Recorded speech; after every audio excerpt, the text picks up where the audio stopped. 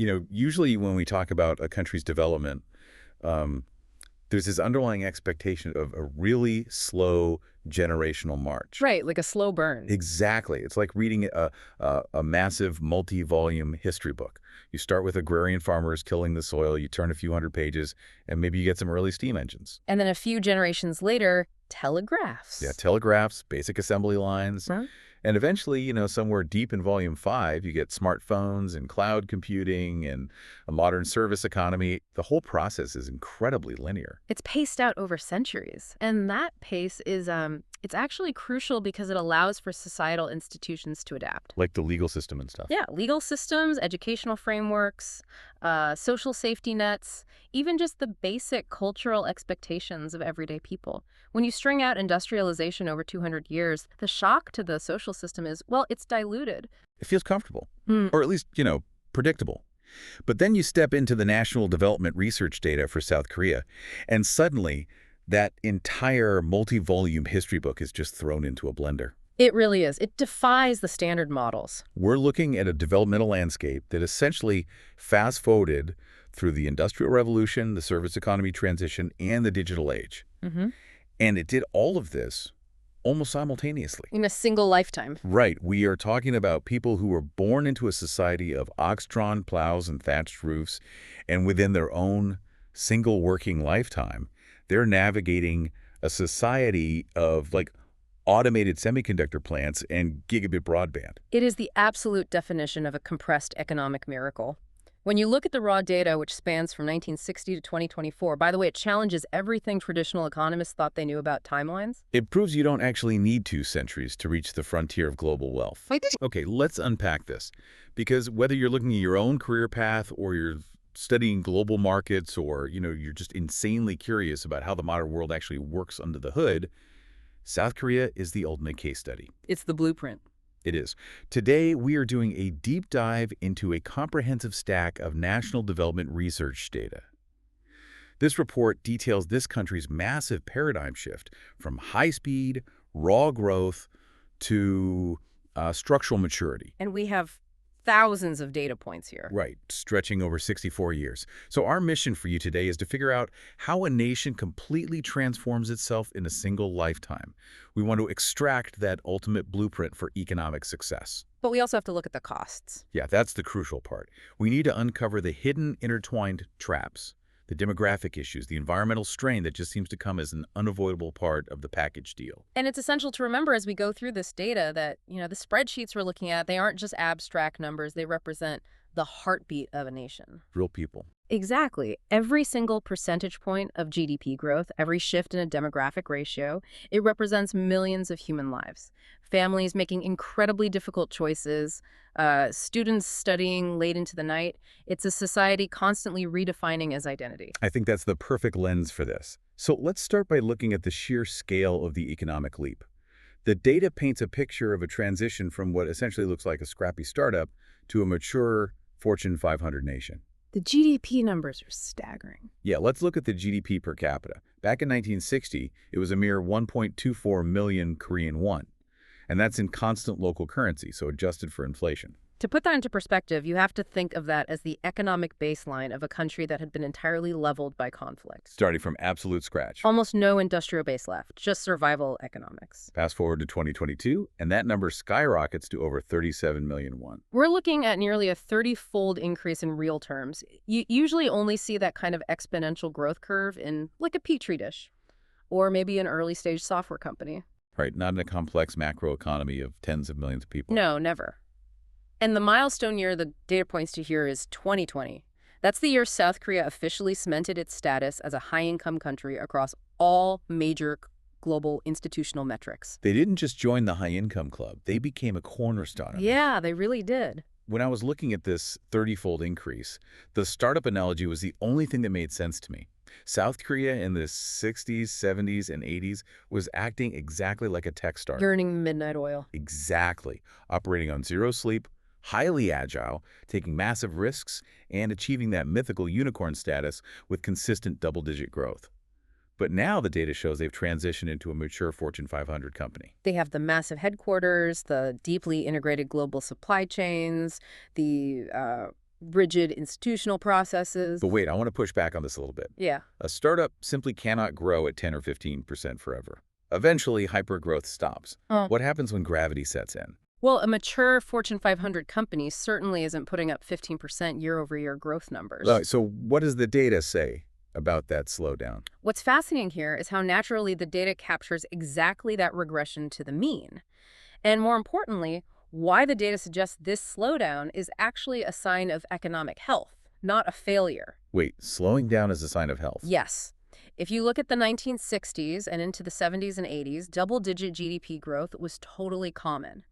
But we have to understand the mechanics of that growth. It was scale-driven expansion. Meaning what, exactly? They were literally building the first paved roads connecting major cities, constructing the first modern steel mills, laying down basic electrical grids. The mathematical reality is that you get massive immediate returns on investment when you go from having 0 roads to having 1 road. Oh, sure. The delta between nothing and something is huge. Or when you move 1 million people from subsistence farming, where they barely feed themselves, into a factory where they're suddenly producing exportable goods. Right, it's the low-hanging fruit of economic development. Exactly. But 2023, the data shows GDP growth has stabilized around a steady 1.4%. Okay, 1.4%. That's a huge drop from the double digits. It is. But to your point about the startup becoming a Fortune 500 company, this 1.4% reflects a profound structural shift. They moved from scale-driven expansion to quality-driven maturity. Because you can't keep building the first road over and over. Exactly. You can no longer grow your economy by simply pouring more concrete or moving farmers into factories because you've already built the roads and everyone is already in the modern workforce. So how do you grow? Through completely different mechanisms: operational efficiency, creating new intellectual property, advanced services, and frankly, 1.4% growth of a multi-trillion-dollar economy adds vastly more absolute wealth to the world than the 12% growth of a tiny, impoverished economy. Mathematically, sure, but hold on. If you've built a society that is culturally addicted to double-digit hypergrowth, a society where your parents and grandparents saw their standard of living double every few years, doesn't 1.4% feel like, well, agonizing stagnation to the citizens actually living through it?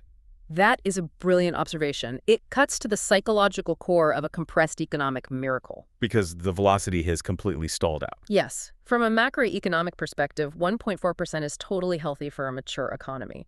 But psychologically, for a younger generation that's been told all their lives about this miracle on the Han River, it absolutely feels like stagnation. Their parents rode an elevator to the top floor, and this generation has to take the stairs just to move up a few inches. That's a great way to put it. And this disconnect between macro stability and micro frustration is something we're going to see heavily reflected in the labor and demographic data later on. I can't wait to get to that. But before we get to demographics, we need to look at how this startup survived long enough to become the Fortune 500 company. Because it wasn't a smooth ride. No. The transition isn't just about slowing down and getting more efficient, it's about taking a punch. And the data highlights 2 massive shock years that are incredibly revealing. 1998 and 2020. Right. In 1998, during the Asian financial crisis, the data shows a brutal negative 5.1% contraction. But then, jump forward to 2020, during the global pandemic shock, and the contraction is only negative 0.7%. The stark difference between those two numbers is the ultimate proof of a mature economy's deep structural resilience. So what happened in 98? In 97 and 98, the startup hit a massive existential cash flow crisis. The rapid growth of the previous decades was heavily reliant on large conglomerates, the cables taking on massive amounts of short-term foreign debt. To fund aggressive expansion. Exactly. The structural foundations were highly leveraged and, frankly, quite fragile. So when foreign capital suddenly dried up and investors pulled their money out of Asia, that negative 5.1% contraction was like a localized earthquake. It forced a massive restructuring, right? The IMF bailout. Yeah. Yes, incredibly painful restructuring of corporate governance and financial systems. I remember reading about that period. The citizens actually engaged in a massive gold collecting campaign. Like, millions of people literally lined up to donate their personal gold wedding rings, heirlooms, sports medals to the government to help pay down the national debt. It speaks to an unbelievable level of social cohesion. Oh, yeah. They realized the startup was going under and everyone pitched in to save it. But it was a crucible moment. They had to professionalize the company. Precisely. The pain of 1998 was the catalyst for maturity. They built robust foreign exchange reserves. They forced the conglomerates to deleverage, increase transparency, deeply diversify their economic base. Which sets up 2020 perfectly. Right. Fast forward to 2020. An actual global, once-in-a-century exogenous shock hits. The entire planet's supply chains are shutting down. Demand plummets. Yet South Korea only contracts by negative 0.7%. Which is incredible. Their rapid recovery from that 2020 shock proves the institutional bedrock they built after '98 was solid. They had the digital infrastructure to move to remote work instantly. They had the advanced manufacturing flexibility to pivot to medical supplies and electronics. And the fiscal space to support the population without sparking a debt crisis. Exactly. So, the lesson here is that you can't transition to a mature economy just by doing the same things you've always done, just faster. You actually have to change what you're doing. You have to open the hood and fundamentally change the machinery. You have to restructure. And that leads us perfectly into the actual structure of this economy. Let's look at the physical manifestation of that maturity. The data details a massive tectonic shift from an industrial powerhouse to a service-driven economy. The numbers on this are wild. They really are. In 1960, the service sector's value added was roughly $15.2 billion in constant U.S. dollars. By 2022, it had become a $1.05 trillion behemoth. Over $1 trillion just in services.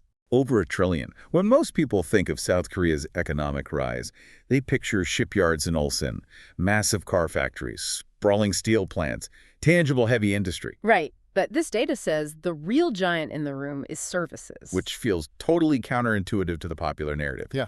But we need to look at what they didn't do. Yes, and this is critical. We must be very careful not to misinterpret this massive service sector as a replacement of manufacturing. They didn't just offshore everything. Exactly.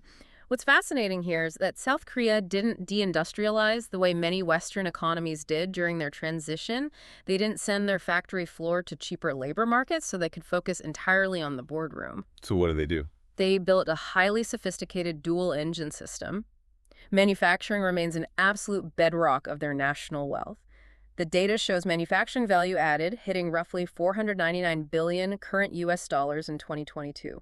So they kept both engines running. I love how you frame that. A dual-engine system. Yeah. $500 billion in manufacturing and over $1 trillion in services. How do those two interact without cannibalizing each other? I like to visualize this integration as a seamless merging of gears and the cloud. Okay, gears and the cloud. Walk me through that. The gears represent the heavy industry, the petrochemical refineries, the automotive manufacturing lines, the highly sensitive semiconductor fabrication plants. These are physical, incredibly capital-intensive, and represent the cutting edge of advanced manufacturing. And the cloud. The cloud represents the advanced services, global finance, telecommunications, logistics software, K-pop, digital entertainment, gaming. So how do they merge? The vital insight is that the trillion-dollar service sector and the half-trillion-dollar manufacturing sector don't exist in isolation. They constantly feed off each other. Give me an example of how that feedback loop actually works, like on the ground. Think about a modern semiconductor plant. It's a massive manufacturing facility, gears. But to operate it, you need the most advanced logistics software in the world to manage the supply chain of rare earth material. Right. You need the cloud to run the gears. Exactly. You need incredibly complex financial services to hedge currency risks when exporting the chips. You need high-end telecommunications to manage the automated robotics on the factory floor. The advanced manufacturing requires the cutting-edge services. It goes the other way too, right? Absolutely. The service sector, like the digital gaming industry or global streaming, utilizes the very hardware, the servers, and memory chips produced by the manufacturing sector. They are completely symbiotic. But what actually connects the gears and the cloud, you can't run a dual-engine system of that scale on dial-up internet and dirt roads. No, you need a nervous system. And the data we have on infrastructure is just phenomenal. By 2022, there were over 24.09 million fixed broadband users in the country. And even more impressive, the liner shipping connectivity index hit a world-class 111.5 in 2023. Let's take a moment to unpack that liner shipping connectivity index because it's a vital metric that often gets overlooked in these discussions. Yeah, what does 111.5 actually mean?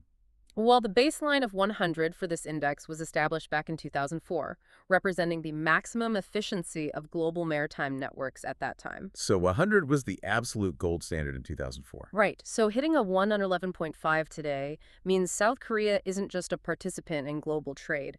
Their ports are ultra-efficient, highly connected central nodes in the entire global supply chain. We're talking about highly automated It's ports. like Busan, where algorithmic software directs the loading and unloading of megaships with precision timing. They are the grand central station of maritime logistics for a massive portion of the globe. Think about how seamless your own digital life is today. Ordering a package online and having it arrive the next day, or streaming a movie in 4K without a single second of buffering. It feels like magic. It does. Now, zoom out. Imagine a whole nation engineering its entire physical and digital infrastructure to be that seamless on a global industrial scale, to be a central node where global trade just flows without friction. That's what the 24 million broadband users and the 111.5 shipping index look like when they're working in tandem. It truly is the nervous system of the Fortune 500 nation. The digital nervous system and the physical circulatory system. Exactly. The hyper-fast broadband allows for the rapid, frictionless transfer of data, intellectual property, and capital. And the shipping connectivity moves the manufactured goods to global markets with maximum efficiency. Without both operating at world-class levels, the dual engine simply stalls. The latency would kill the efficiency. But here's the catch. A $1.05 trillion service sector, hyperfast broadband, fully automated shipyards. They are all entirely useless without the brains to run them. The human capital. Right. You can build the greatest supercomputer in the world, but if you don't have the software, the human intelligence to program it, manage it, and innovate upon it, you just have a very expensive paperweight. Which brings us to the most crucial data in the entire report. Where did a country that was economically devastated in 1960 get the human software to power this highly advanced engine? If there is a single foundational variable that explains the South Korean trajectory, it is education. The data on this is unequivocal. Universal education was the primary catalyst for everything we've discussed so far. Look at the primary net enrollment rates. They've essentially locked in at 95 to 100% for decades. They achieved universal basic literacy and numeracy faster than almost any other developing nation in history. But the most striking catch-up, the real unlocking of massive latent human capital, happened with women. The numbers here are just incredible. The data shows that in 1970, only 53.6% of women over the age of 25 had completed primary school. Think about the implications of that. Nearly half of the female adult population lacked basic formal education. They were entirely locked out of the modern economic engine. But by 2020, that number hit 96.4%. That is a staggering societal shift. You're taking half of your entire population, half of your national brain power, and bringing them from the margins of an agrarian economy straight into the modern workforce in a single generation. How does a historically patriarchal agrarian society manage to universally educate women that quickly? Was it government mandates, economic necessity? It was a powerful combination of both, driven by a deep cultural paradigm shift.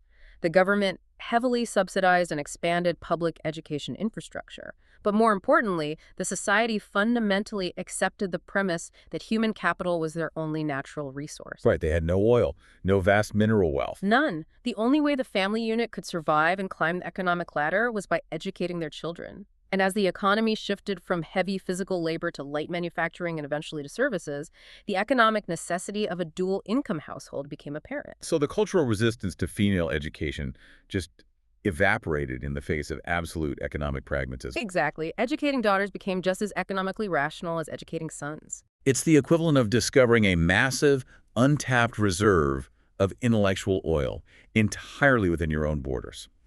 By educating women at that scale and speed, they literally doubled the cognitive capacity of the nation. But basic education is one thing. To run a trillion-dollar cloud service economy, you need advanced degrees. You need structural engineers, data scientists, financial analysts. And here's where it gets really interesting. Yeah, the data introduces an absolute explosion in higher education. The tertiary or higher education gross enrollment hit an astonishing 106.7% in 2022. That's a massive number. Hold on, let me stop and look at this metric, because at first glance, it defies basic math. How can an enrollment rate be over 100%? If every single 18 to 22-year-old in the country goes to college, that's 100%. How do you mathematically achieve 106.7%? It does sound like a statistical error, doesn't it? But it's actually a very specific and incredibly revealing metric. Okay, explain the math. Gross enrollment includes students of all ages, including those outside the typical 18 to 22-year-old age bracket. So the numerator includes everyone currently enrolled in higher education, while the denominator is only the population of the traditional college-age cohort. Oh, I did. Therefore, you have almost the entire traditional college-age cohort going to university, plus older adults returning to the system for second degrees, professionals getting their masters and PhDs to stay competitive, and foreign students coming into the system. Okay, so it's not a mathematical anomaly. It's empirical evidence of a massive, insatiable societal hunger for advanced degrees. Exactly. It proves that the culture fundamentally views higher education as the absolute prerequisite for participation in the modern economy.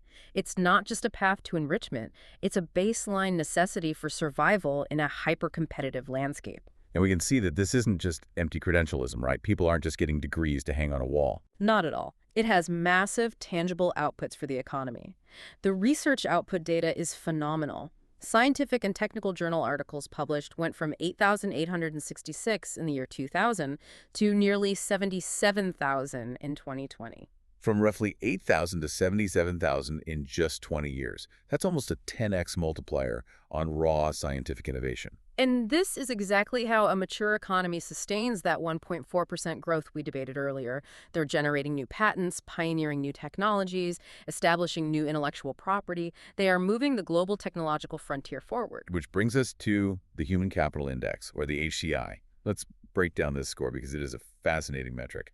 The data shows a 2020 HCI score of 0.845, which puts South Korea among the absolute highest in the entire world. It's world-beating. To be clear for you listening, the HCI basically measures how much of a child's full productivity potential they will reach by age 18, given the specific health and education landscape in their country. So a score of 0.845 means a child born in South Korea today will be 84.5% as productive as they could possibly be if they enjoyed mathematically perfect education and perfect health.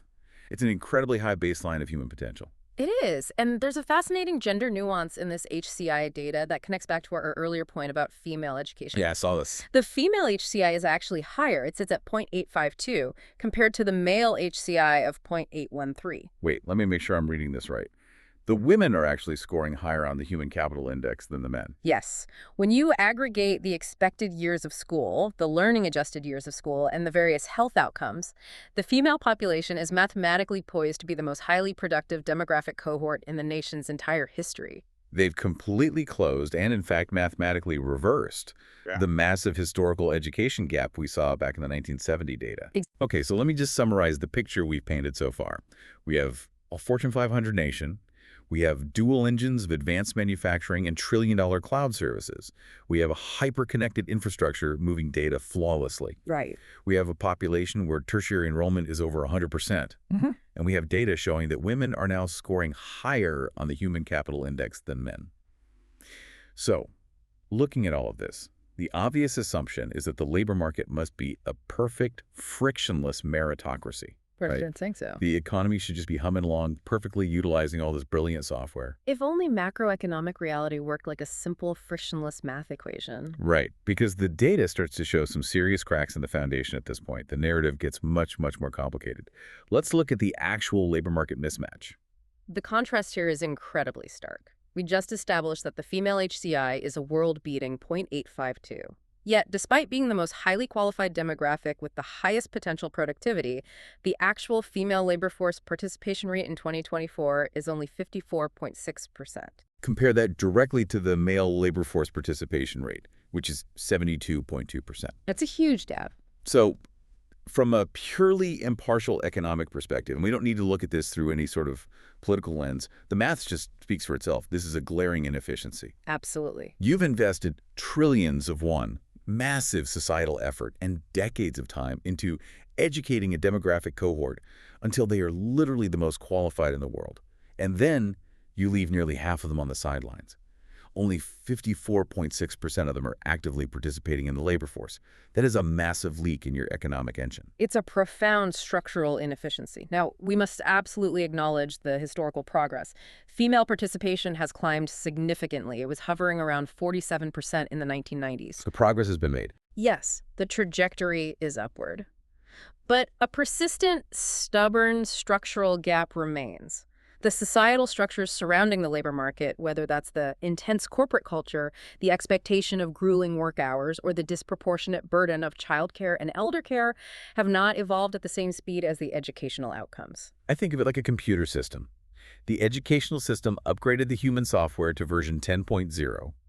The women are highly trained, highly capable, and ready to deploy. But the hardware. Exactly. The hardware, the labor market, the corporate structures, the work-life balance expectations, the societal support systems is still running on version 4.0.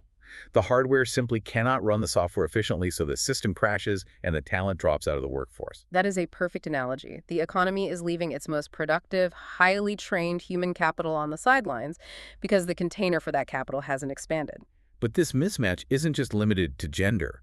We see a similar, deeply concerning structural crack when we look at the youth employment paradox. The youth data is baffling at first glance. You have this highly educated youth cohort. Remember that 106.7% tertiary enrollment rate. Right. Everyone has a degree, yet they're facing a persistent 5 to 6% unemployment rate. And even more alarming than the unemployment rate is the NEET metric. Yes, roughly 11% of youth are classified as NEET, not in education, employment, or training.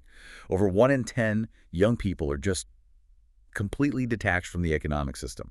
They aren't in school, they aren't working, and they aren't even looking for work. It's a huge loss of potential. How does that happen in a country that is this economically advanced and hungry for talent? This raises an important question about the nature of talent mismatch and the cultural weight of the education system. When a society produces an overwhelming number of postgraduates, you don't just create a smart workforce, you create a very specific type of labor supply with very specific expectations. They all want the top jobs. Exactly. Everyone who has gone through this system wants, and frankly feels they deserve, a high-level, white-collar job in that trillion-dollar cloud service sector, or a highly stable, prestigious position in one of the major K-ball conglomerates. And you can understand why. Because they haven't just passively attended school. To understand this neat rate, we have to look at what it actually takes to get that university degree in South Korea. The Sunyoung. The infamous College Scholastic Ability Test. These students have spent the last 15 years of their lives in an absolute pressure cooker. After regular school, they go to Hagwons, the private cram schools. They are studying 12, 13, 14 hours a day, every single day for years. Their entire self-worth and their family's social standing have been tied to getting into a top university so they can get a top corporate job. Right, so they've run a grueling 2-decade marathon. But the economy's actual job creation engine doesn't perfectly align with those millions of degrees. The economy still needs technicians, it needs workers for SMEs, small and medium enterprises, it needs a massive variety of roles that do not carry the prestige or the paycheck of a major conglomerate. So you get a massive bottleneck. You have highly qualified young people waiting for the right job, the prestigious job that validates their decades of studying rather than taking just any job. The 11% NEET rate isn't necessarily a lack of ambition or laziness. It's a holding pattern. In many cases, it's a highly rational, if ultimately tragic, holding pattern. They are sitting on the sidelines because the cost of accepting a lower-tier SME job, both financially and socially, is perceived as a permanent failure. Once you step off the elite track, it's incredibly difficult to get back on. It's the dark side of the education miracle. You've convinced everyone they can and must be a general, so nobody wants to be a foot soldier. The wage gap and the social prestige gap between the top companies and the SMEs is just too wide to bridge. And having a significant portion of your youth waiting on the sidelines creates immense social friction. But this talent mismatch shifts from a tough economic problem to an absolute existential crisis when you look at the next page of the data. Because you realize there are hardly any new youth coming up behind them to fill the ranks. And that leads us into the most alarming and mathematically devastating part of the entire research report. I'm going to read these demographic numbers, and I really want these to sink in because they are staggering. The drop is unprecedented. The crude birth rate plummeted from a robust 42.1 per thousand people in 1960 to just 4.5 per thousand in 2022. Let me repeat that. 42.1 down to 4.5. It's a free fall. The total fertility rate, which is the average number of children born to a woman over her lifetime, dropped from 5.99 in 1960 to below 1.0 after 2020. To understand the gravity of that number, we need to look at the baseline for human replacement. A replacement-level fertility rate, the strict mathematical minimum number required to keep a population stable without relying on massive immigration, is 2.1. And they are below 1.0. Dropping below 1.0 is uncharted territory for a major economy. It places the nation in what demographers call the extremely low fertility trap. Once you fall that far below the replacement rate, the momentum of population decline becomes mathematically incredibly difficult to reverse. There are simply not enough future mothers being born to ever recover the numbers. I was trying to visualize this structural shift. Normally, when you look at a healthy population demographic, it looks like a pyramid. You have a wide, solid base of children and young workers at the bottom, supporting a slowly narrowing peak of elderly retirees at the top. That's the standard model. But South Korea's data shows something entirely different. It looks like a demographic hourglass. The sand at the bottom of the youth population is rapidly widening out and disappearing. The base is vanishing. Meanwhile, the top of the hourglass has been pinched completely shut. There is almost no new sand falling through the center. And the sand that is already in the bottom half of the hourglass is aging rapidly. This is the aging tsunami. Let's look at the old age dependency ratio. This metric measures the number of elderly people relying on the economic output of the working age population.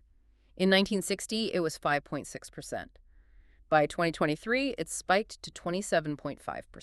So in 1960, for every 100 working-age people, there were about 5 or 6 elderly people to support, a very light burden. Now, for every 100 working-age people, there are nearly 28 elderly people to support. And the trajectory is accelerating sharply. We are looking at a compounding macroeconomic pressure cooker. You have a rapidly shrinking base of young workers. And we already established that these young workers are highly stressed, hyper-competitive, and some of them aren't even participating fully to generate taxable income. Right, that 11% NEET group and the missing 45% of women. This shrinking, stressed, partially sidelined base must somehow generate enough economic output and tax revenue to support a massive, rapidly growing elderly population that is living longer than ever before. It's an immense burden. Imagine, you are 28 years old, living in Seoul right now. You are highly educated.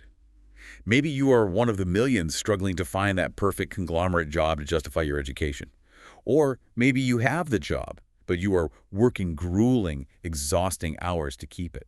And you're trying to save for a home. Exactly, in one of the most brutally expensive real estate markets in the world. And on top of all of that, your taxes and social contributions have to pay for the pensions and health care of an exploding retired population. It's overwhelming. Imagine trying to financially support 4 retirees while trying to save for $1 million apartment, while trying to maintain your career in a hyper-competitive market. And then someone asks you if you want to have a couple of kids. When you frame the reality of the individual like that, the macro data of the total fertility rate dropping below 1.0 isn't a mystery at all. It's a perfectly logical outcome. It explains exactly why the birth rate is dropping. It's a highly rational economic response to an impossible set of financial and social pressures. Having a child is simply priced out of the market for many young people. The education miracle we praised earlier created a highly competitive, expensive environment. The structural mismatch created job scarcity and anxiety. And the aging population creates a heavy, unavoidable tax burden. The result is the demographic hourglass. The system is consuming its own future to maintain the present. It's a massive chain reaction. Every metric we've discussed is linked. And this immense social pressure isn't just restricted to the youth and the age demographics. It bleeds into the distribution of wealth across the entire society, and it even bleeds into the physical environment of the country itself. Which brings us to the hidden costs of building a Fortune 500 nation in a single lifetime. When a country fast forwards through the Industrial Revolution and compresses 2 centuries of development into 60 years, it leaves deep scars. We need to dive into the dual challenges of social inclusion and environmental impact. Let's look at the financial inclusion data first, because it presents a fascinating paradox. The report shows that 96.9% of people over the age of 15 have a financial account. Almost 97%. From a banking infrastructure perspective, that is incredible financial inclusion. Yeah. Basically, every single adult is plugged into the modern financial system. They are plugged in, yes. The digital and financial infrastructure reaches everyone, but access to banking does not equal access to wealth. Despite 97% having a bank account, the poverty rate stubbornly fluctuates between 14.2% and 17.2%. So nearly 1 in 6 people are still falling below the relative poverty line in what is objectively a high-income, trillion-dollar mature economy. How does that happen? Where is that poverty concentrated? This is a classic, deeply unfortunate symptom of the compressed growth model. The social safety nets haven't caught up to the speed of the economic leap. They prioritize growth over everything else. When you are desperately building a Fortune 500 nation in 60 years, all of the societal focus is on the engine, the GDP growth, the export volume, the physical infrastructure, the shock absorbers of society, the comprehensive pension systems, the social welfare programs. The mechanisms for equitable wealth distribution are often built decades later, almost as an afterthought. So who suffers the most? A very significant portion of that poverty rate is actually concentrated among the elderly. That is heartbreaking. It's the very generation that sacrificed everything. They worked the grueling hours in the 60s and 70s to build the early stages of the startup economy, but they do so before the modern robust pension systems existed. They built the foundation of the skyscraper, but they don't have the key to live in the penthouse. They are left behind by the very miracle they constructed. The speed of the transition left a whole generation economically stranded in their old age.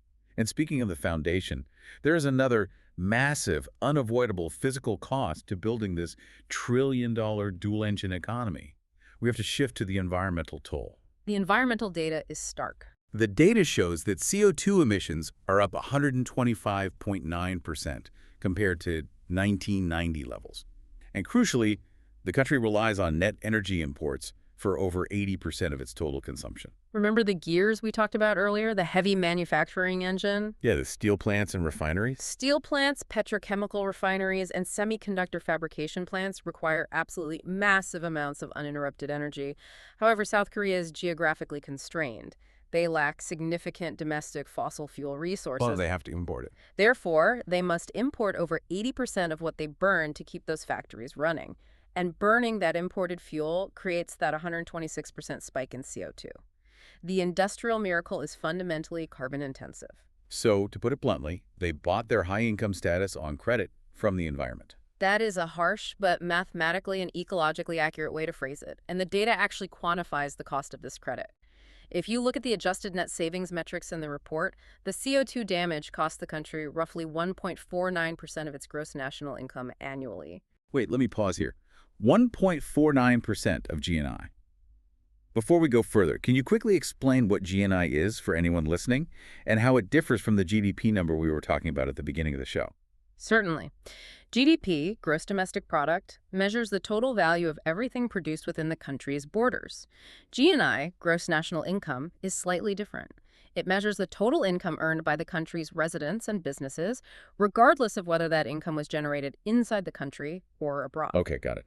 More importantly, for this metric, the adjusted net savings takes that GNI and subtracts the depletion of natural resources and the cost of pollution damage.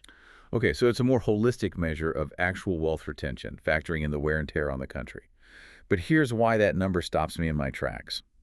We debated earlier about their steady, mature GDP growth being around 1.4%. Yes. If the environmental damage is costing them 1.49% of their GNI annually, then the environmental damage is essentially wiping out or at least severely offsetting their top-line economic growth on a macro accounting level. When you factor in the natural capital depletion, the healthcare costs associated with particulate emission damage, and the long-term climate costs, the net adjusted savings look vastly different than the raw celebratory GDP numbers. It's a huge hidden cost. The mature economy is slowly realizing that the environmental credit card is totally maxed out, and the interest payments are starting to eat directly into the core profits. They cannot sustain the gears of their economy on imported carbon without eroding their actual national wealth. Okay, let's take a deep breath. We have covered a massive amount of ground today. We've traveled from the devastated ashes of 1960 to the trillion-dollar hyper-connected cloud economy of today. So what does this all mean? Let's summarize the blueprint we set out to find. It's a complex legacy. South Korea's strategy is undeniably a proven historical masterclass in economic development. If you want to know how to grow a developing economy, you look right here. Utilizing human capital as your primary resource, driving universal education with absolute cultural conviction, and building world-class hyper-connected infrastructure, it works. It created an undeniable miracle. But the data also shows us that their current vulnerabilities, the demographic collapse, the youth talent mismatch, the gender gap in the labor force, and the heavy carbon footprint. These are not just bumps in the road. These are the final boss battles of a mature economy. It is critically important to synthesize what all this data is telling us about the future of this economic model. The future survival of the Fortune 500 nation relies entirely on a secondary growth phase.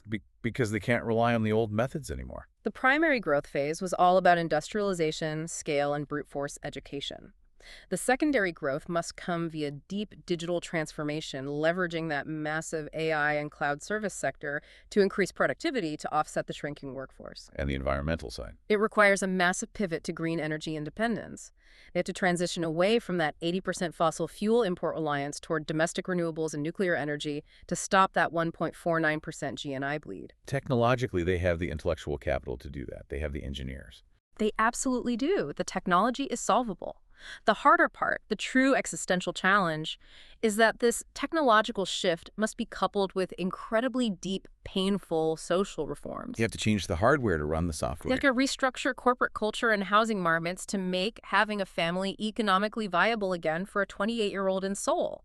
They have to integrate that massive pool of female human capital seamlessly into the workforce to counter the aging population. Because education got them here, but it can't fix these new problems alone. Education built the ladder to get them out of the middle income trap. But now, the fundamental structure of the society, the cultural expectations, must evolve for them to survive at the top. The ladder got them to the top floor, but now they have to build a floor they can actually stand on without it collapsing under the weight of an aging population. I want to leave you with a final thought to mull over. We've seen how education was the ultimate weapon for growth. But if education is the ladder out of poverty, what happens when an entire nation climbs to the very top, only to realize they are standing in a room with a rapidly shrinking ceiling? That's the trap. If the mature economy model inevitably leads to a hyper-competitive population that rationally refuses to reproduce because the cost of living and the daily competition is simply too fierce, do we need to fundamentally redefine what makes a nation successful? It's a profound question. Is a nation truly successful if its GDP is high, its broadband is fast, but its future population is mathematically disappearing? Remember the multi-volume history book we talked about at the very beginning of the show? The expectation of a linear paced march. Exactly. We want national development to be a simple recipe. Do this, get rich, live happily ever after. But South Korea shows us that the recipe is vastly more complex. The very medicine that cured their absolute poverty, hypereducation, and hyperindustrialization has created a completely new set of structural and demographic side effects that threaten the patient all over again. It is the ultimate diagnostic challenge of modern macroeconomics. Every solution creates a new, more complex problem to solve. Thank you for joining us on this deep dive into the source material. We encourage you to take these insights, the startup to Fortune 500 transition, the hourglass demographics, the dual-engine economy, and the hardware-software mismatch, and look at your own local economies and your own industries through this structural lens. You might be surprised at the cracks and the miracles you start to see right in your own backyard. Until next time.